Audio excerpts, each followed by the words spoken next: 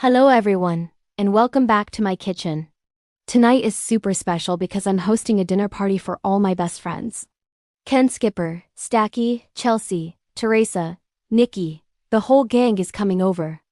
I'm so excited to cook for them and create a truly memorable evening.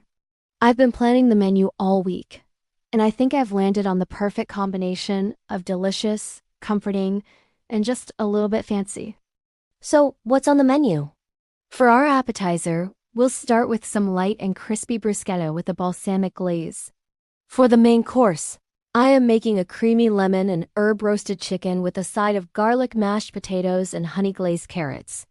And for the grand finale, dessert will be my famous triple layer strawberry dream cake. My mouth is watering just thinking about it. First things first, let's get our ingredients prepped.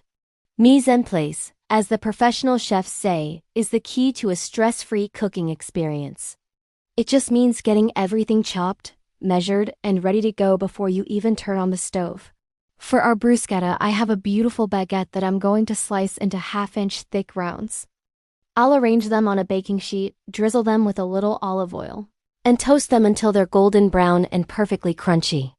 While those are toasting, let's make the tomato topping. I have these gorgeous ripe Roma tomatoes. I'm going to dice them up finely and put them in a bowl. To the tomatoes, I'll add some freshly chopped basil from my garden. The smell is just incredible. A little bit of minced garlic, a splash of olive oil, and a pinch of salt and pepper. We'll give that a good mix and let all those flavors meld together. Okay, our baguette slices are out of the oven and they look perfect. Now for the fun part. We'll spoon a generous amount of our fresh tomato mixture onto each toast. The final touch is a drizzle of thick, sweet balsamic glaze. It adds a little tang that cuts through the richness of the olive oil and complements the sweetness of the tomatoes. There we have it. Perfect, bite-sized appetizers ready to go. I'll set these aside for now, and we can move on to the star of the show, the roasted chicken. I have a beautiful whole chicken here. The first thing I'm going to do is pat it completely dry with paper towels. This is a crucial step to get that amazing, crispy skin that everyone loves. Next, I'm going to generously season it inside and out with salt and pepper. Don't be shy with the seasoning. It's a big bird and it needs lots of flavor.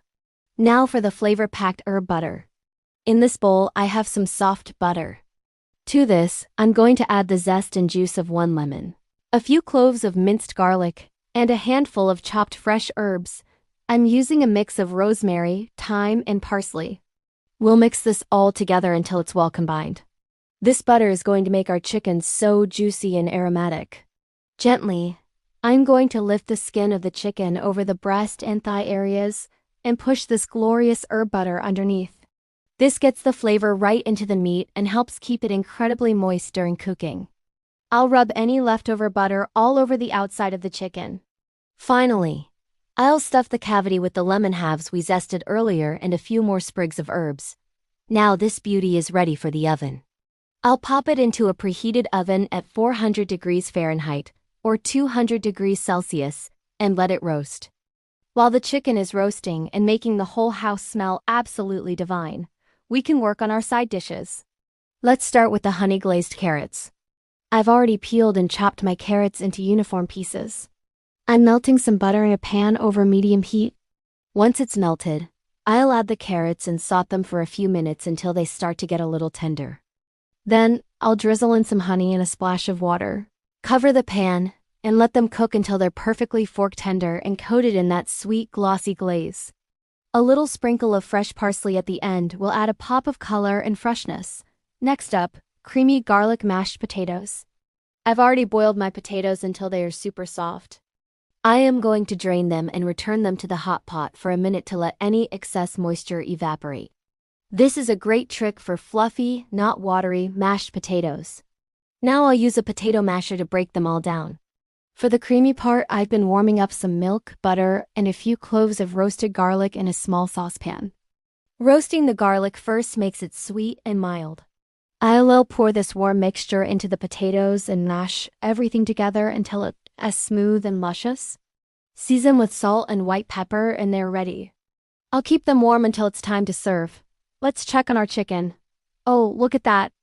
It's beautifully golden brown, and the skin is so crispy. The juices are running clear, which means it's perfectly cooked. I'm going to take it out of the oven and let it rest on a cutting board for about 10 to 15 minutes. This is a super important step. It allows all the juices to redistribute throughout the meat, ensuring every single slice is tender and juicy. While it's resting, I can use the delicious pan drippings to make a quick gravy. Okay, the table is set, the candles are lit, and the food is ready. The table is ready. The table is ready. The candles are lit, and the candles are litty. My friends should be arriving any minute now. Let's do a quick recap of our feast.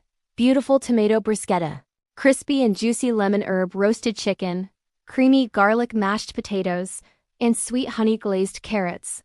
All that's left is dessert. Speaking of which, here it is. My triple layer strawberry dream cake. I baked the vanilla sponge layers yesterday to save some time. Today, I filled them with fresh strawberry compote and whipped cream frosting. I've decorated the top with fresh, glossy strawberries and a dusting of powdered sugar. It looks almost too pretty to eat almost. Hosting a dinner party doesn't have to be stressful. With a little bit of planning and preparation, you can create a wonderful meal and still have plenty of energy to enjoy the evening with your guests. It's all about sharing good food and making memories with the people you love. Oh, I think I hear the doorbell. My friends are here. Thank you so much for cooking along with me today. I hope this has inspired you to host your own dinner party.